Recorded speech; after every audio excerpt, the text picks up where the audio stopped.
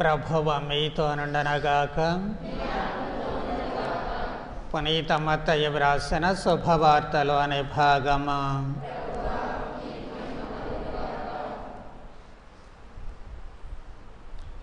ఇరవై 27వ అధ్యాయము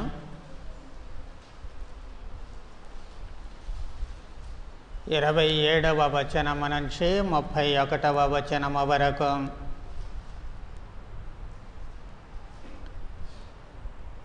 రాష్ట్ర పాలకుని సైనికులు యేసును రాజభవన ప్రాంగణమునకు తీసుకొని పోయి ఆయన చుట్టూ సైనికులనందరూ సమకూర్చెరే.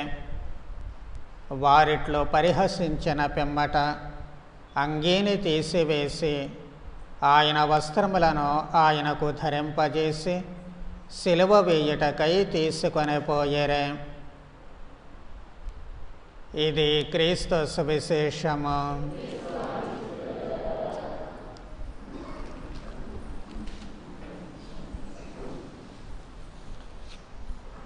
పవిత్రత పరిపూర్ణతను సాధించడానికై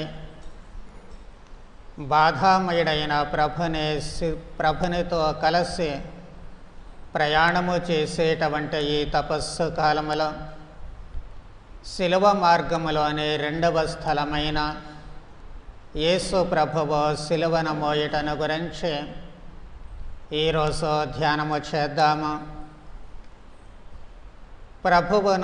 ప్రభువు శిలువను మోయడములో రెండు అంశాలు మనకు కనిపిస్తూ ఉన్నాయి. మొదటిది, ప్రభువును శిలువ మోయడానికి తయారు చేయడం. రెండవది, ప్రభువు శిలువను మోయడం, తన శిలువను తానే మోసుకుని వెళ్ళడం. వాస్తవానికి శిలువను తాను మోయాల్సినటువంటి అవసరం లేదు.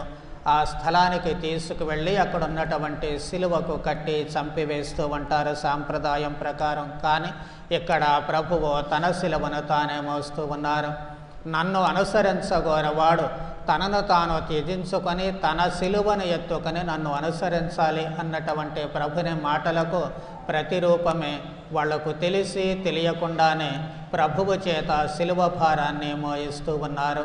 అందుకే ప్రభువు భారముచి అలసి సొలసిన సమస్త జనులారా నా యొద్దకు రండి, మీకు విశ్రాంతి ఇస్తాను అని చెప్పి అంటూ ఉన్నారు. ప్రభువు తన శిలువను తాను మోసుకుని పోవడంలో మరొక ప్రత్యేకమైనటువంటి అంతరార్థము అక్కడ కనిపిస్తూ ఉంటుంది.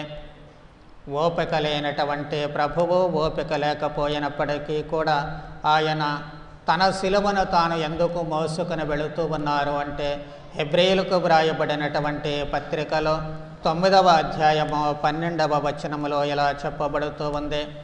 క్రీస్తు గుడారమున ప్రవేశించి అతి పవిత్ర స్థలమును శాశ్వతముగా చేరినప్పుడు బలిని అర్పించుటకు గాను మేకల దూడల యొక్క రక్తము తీసుకుని పోలేదు. తన రక్తమునే తీసుకుని పోయి మనకు శాశ్వత రక్షణను ప్రసాదించారు. కాబట్టి తన శిలువను తాను మోసుకుని వెళ్ళే నేపథ్యంలో తన రక్తాన్ని తానే మోసుకుని వెళుతూ ఉన్నారు. తన శిలువను మోసుకుని తన భారాన్ని తానే మోసుకుని వెళ్ళే నేపథ్యంలో తన బలిని తానే సమర్పిస్తూ ఉన్నారు. బలి గొర్రెపిల్ల తానే కాబట్టి, బలి సమర్పించేటువంటి గురువు తానే కాబట్టి ఆయన తన రక్తాన్ని తన చేతులతో తానే తీసుకుని వెళుతూ ఉన్నారు. ప్రధాన యాజకుడు సమర్పించినటువంటి గొర్రెపిల్ల రక్తాన్ని ప్రజలపై ప్రోక్షించేటువంటి నేపథ్యంలో ఎలా గొర్రెపిల్ల రక్తాన్ని దైవ సన్నిధికి తీసుకువెళుతూ ఉంటాడో, ఇక్కడ బలికి సాక్షాత్తు ప్రభువే తన రక్తాన్ని తానే తన స్వహస్తాలతో తీసుకుని వెళుతూ ఉన్నారు. ఇక్కడ ప్రభువు తీసుకుని వెళుతూ ఉన్నారు. కానీ మన స్వభావాన్ని పరిశీలించుకుంటే మనము కూడా ప్రభువు రక్తాన్ని పిండి ఆయన చేతుల్లో పోస్తున్నాము అనేటువంటిది మరచిపోకూడదు.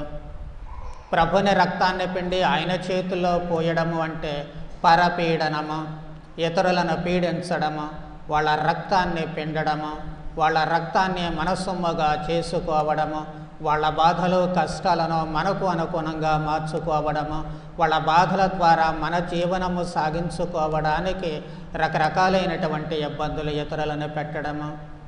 నా రక్తాన్ని పీల్చేస్తున్నావు అని చెప్పి అడపదడప మనము వినేటువంటి మాటలు. అంటే ఇది అవతల మనిషిని బాధ పెట్టి పీడించి ఇబ్బంది పెట్టి మనము లబ్ధి పొందాలని ప్రయత్నించేటువంటి ప్రతి క్రియ కూడా ప్రభుని రక్తాన్ని మనము పిండుతున్నాము అనేటువంటిది మర్చిపోకూడదు. ప్రతిగా మళ్ళీ ఆ రక్తాన్ని ఆయన చేతుల్లోనే పోస్తూ ఉన్నాము, మళ్ళీ ఆయనే మోసుకొని పోవాలి.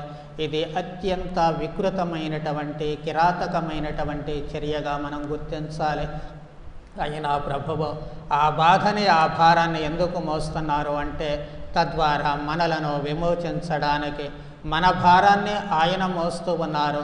తద్వారా మన జీవితాలు తేలిక కావడానికి మన కష్టాన్ని ఆయన భరిస్తూ ఉన్నారు. తద్వారా మన సిలువ తేలిక కావడానికి సాధుశీలుడనని వినమ్ర హృదయుడని నా నుండి నేర్చుకున్నప్పుడు మీ బరువు తేలిక అవుతుంది. అంటే మనలో ఉండేటువంటి ఎప్పటి వరకు అనుకున్న వికృత చేష్టలు ఉన్నాయి, వాటినన్నిటినీ వదిలివేసినట్లయితే మన మనసు భారము తగ్గుతూ ఉంటుంది. అందరికీ మంచి చేయాలి, ఎవరిని అవహేళన చేయకుండా అవమాన పాలు చేయకుండా మనము అందరినీ గౌరవంగా చూడడం నేర్చుకుంటే మన జీవితాలు మనస్సులు హృదయాలు తేలిక పడతాయి. కష్టాలు ఇబ్బందులు లేకుండా మన ప్రయాణం కొనసాగించడానికి అవకాశం ఉంటుంది అన్నటువంటి భావము ఈ సిలువను మోయడంలో మనకు లభిస్తూ ఉంటుంది. అందుకే చివరగా మనం గుర్తుంచుకోవాల్సినటువంటి 2 అంశాలు. ఒకటి, ప్రభువుని వాళ్ళు సిద్ధం చేస్తే మనలను మనము సిద్ధం చేసుకోవాలి. దేనికి మనలను సిద్ధం చేసుకోవాలి అంటే ఒకటి, రాబోయేటువంటి పాస్కా వేడుకలకు అంటే ఉత్థానానికి. ఉత్థానము మన జీవితాల్లో జరగాలి అంటే ఖచ్చితంగా మనము మరణించాలి. కాబట్టి మరణించాలి అంటే జీవిత బాధలను కొనసాగించాలి. దాన్ని దృష్టిలో పెట్టుకొని మన జీవితాలను సంసిద్ధం చేసుకోవాల్సినటువంటి అవసరం ఉంది. పాపాన్ని వదిలే పుణ్య మార్గానికి రావాల్సినటువంటి అవసరం ఉంది. కాబట్టి పాస్కాకు సంసిద్ధం కావాలి. రెండవది, జీవిత గమనము.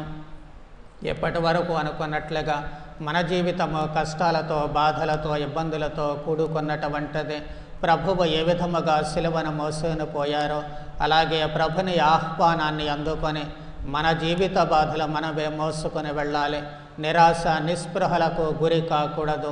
నేను ఈ బాధలను భరిస్తాను, ప్రభువు వాటిని భరించినప్పుడు నేనెందుకు భరించలేను, ప్రభువు సిలువను మోసినప్పుడు నేనెందుకు మోయలేను, ప్రభుని శక్తి ఉన్నప్పటికీ కూడా మనిషిగా బాధలను అధిగమించగలిగినప్పుడు అదే ప్రభువుని ధరించిన నేను ఎందుకు ఈ బాధలను అధిగమించలేను అన్నటువంటి ఒక చిన్ని ఆలోచన మనకు వస్తే ఏ బాధ మనలను అంటదో, ఎలాంటి కష్టము వచ్చినా అవలేలగా మనము దాన్ని దాటి వెళ్ళడానికి కావలసినటువంటి శక్తి ప్రభువే మనకు దయచేస్తూ ఉంటారు.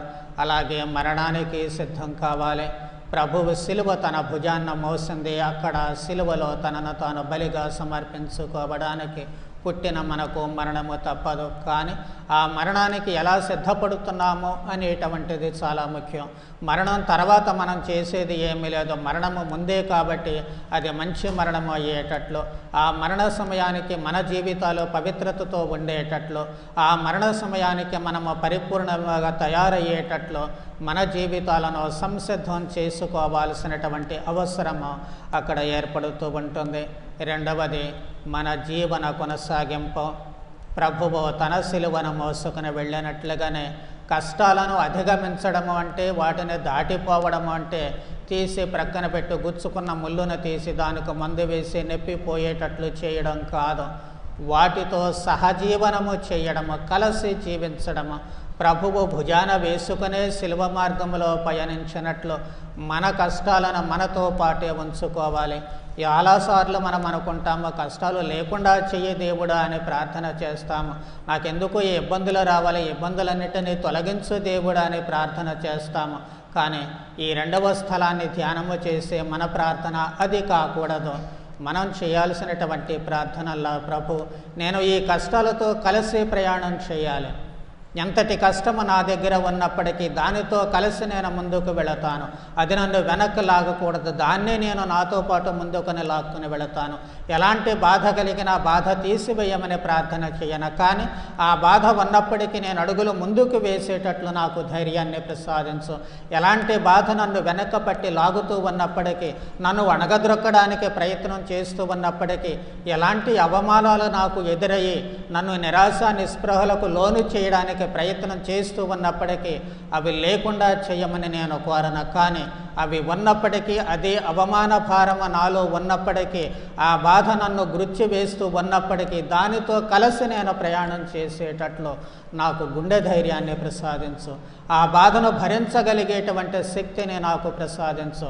అది ఉన్నప్పటికీ దానితో అది నన్ను ఏమీ చేయలేదు అనేటువంటి మనఃధైర్యముతో మీరు మరో ప్రక్క నాకు తోడుగా ఉన్నారు కాబట్టి ఏ బాధ నన్ను అంటలేదు, ఏ బాధ నన్ను అధిగమించలేదు, పైగా దాన్ని నా ప్రక్కనే ఉంచుకుని నీతో పాటు నేను ప్రయాణం చేసేటువంటి శక్తిని నాకు ప్రసాదించు అని చెప్పి మనం ప్రార్థన చేయాలి. అలా మన జీవితాన్ని కొనసాగించాలి.